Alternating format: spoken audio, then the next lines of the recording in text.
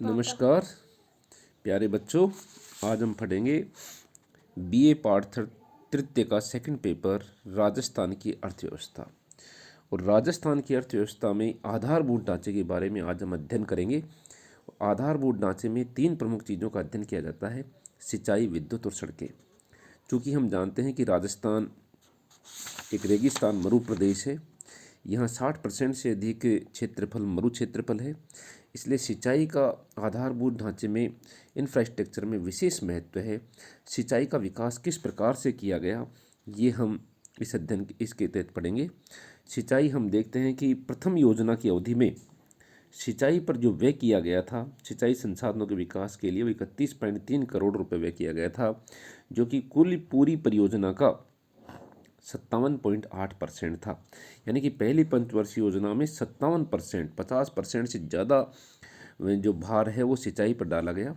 उसके बाद धीरे धीरे सिंचाई पर चूँकि वास्तविक व्यय बढ़ता गया, लेकिन कुल परियोजना में उसका अंश लगातार सरकार ने घटाया है। हम देखें कि पंचम पंचवर्षीय योजना में सिंचाई पर व्यय 271 करोड़ रुपए हो गया, लेकिन पूरी परियोजना में अगर इसका कुल व्यय देखें तो ये मात्र 31% रह गया।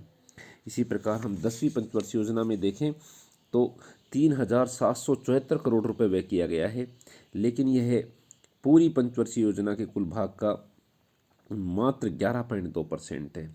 और 2018-19 में 3,126.5 करोड़ रुपए व्यय किया गया है, जो कि पूरी परियोजना का 2.9% भाग है। इस प्रकार सिंचाई संसाधनों के विकास पर सरकार के कुल व्यय में लगातार वृद्धि हुई है।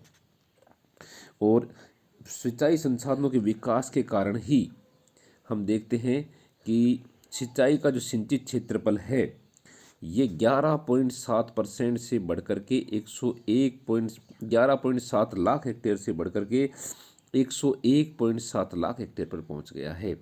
यदि प्रतिशत के रूप में देखें तो यह सकल सिंचित क्षेत्रफल कुल कृषि क्षेत्रफल के 12% से बढ़कर के 42% पर आ गया है।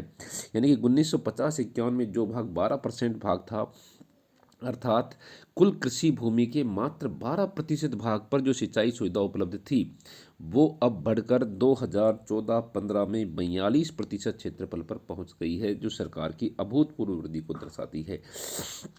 सकल सिंचित क्षेत्रफलों में सर्वाधिक जो भाग है वो गंगानगर का है, जहां 85% भूमि पर सिंचाई होती है, जबकि न्यूनतम भाग चूरू का है, जहां मात्र 13% भूमि पर सिंचाई होती है।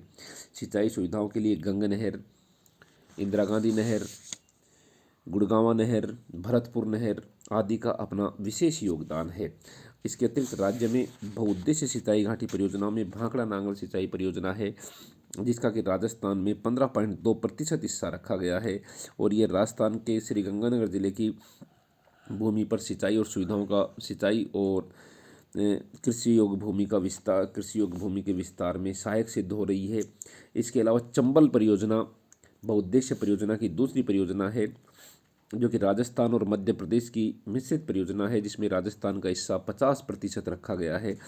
और इस पे दो बांध बनाए हुए हैं राजस्थान में। एक गांधी सागर बांध है जो मध्य प्रदेश में है, दूसरा राणा प्रताप सागर बांध है जो राजस्थान में है, तीसरा जवाहर सागर बांध है जो भी राजस्थान में बनाया गया है। और कोटा सिंचाई बांध, जिसके द्वारा राजस्थान में कोटा बूंदी में सिंचाई की सुविधा उपलब्ध करवाई जा रही है।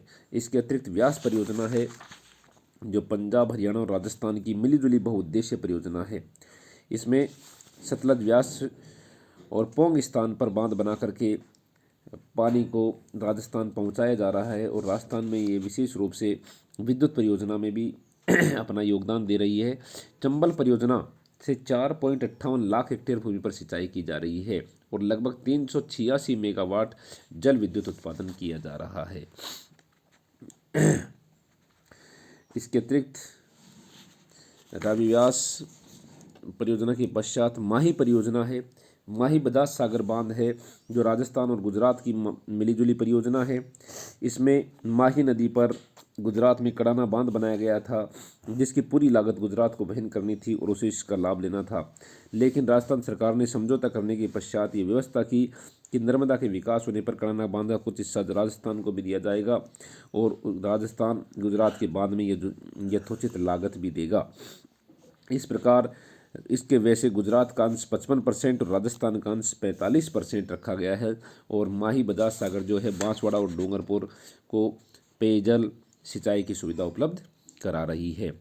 वृहद परियोजनाओं में हम देखें तो राजस्थान में जो राजस्थान की गंगा कही जाने वाली इंदिरा गांधी नहर परियोजना है, इसका पूरा हो जाने से विश्व की सबसे लंबी सिंचित प्रणालियों में से एक मानी जाएगी और थार के रेगिस्तानों में चूरू, गंगानगर, बीकानेर, जैसलमेर, जोधपुर, बाड़मेर जिलों को लाभान्वित करेगी।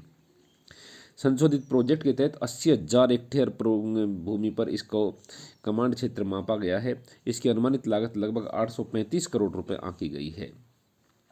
मार्च 2010 के अंत तक इंदिरा गांधी नहर परियोजना से 84,707 हेक्टेयर क्षेत्र पर सिंचाई सुविधा उपलब्ध हो गई थी और 140 मेगावाट विद्युत संयंत्र के 2 पावर भी लगा दिए गए थे।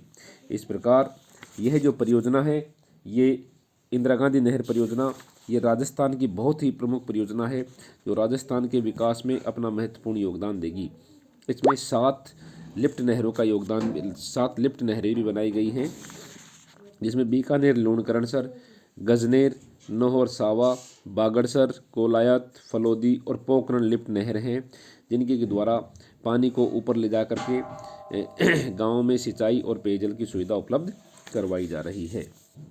इसके अतिरिक्त अन्य परियोजनाएं हैं, जिसमें गुड़गांवा नहर परियोजना, भीलवाड़ा नहर परियोजना, नर्मदा, जाखम, बीसलपुर, नौहर फीडर और सिद्धमुख परियोजनाएं हैं, जिनके द्वारा राजस्थान में सिंचाई सुविधाओं का विकास किया जा रहा है और सिंचाई इंफ्रास्ट्रक्चर का बहुत अधिक विकास हो रहा है। जिसमें बीसलपुर परियोजना है, जो कि बनास नदी पर बीसलपुर गांव में एक बांध बनाया गया है और यह जो बांध है, इससे अजमेर, ब्यावर, किशनगढ़, जयपुर, नसीराबाद, केकड़ी, सरवाड़ आदि से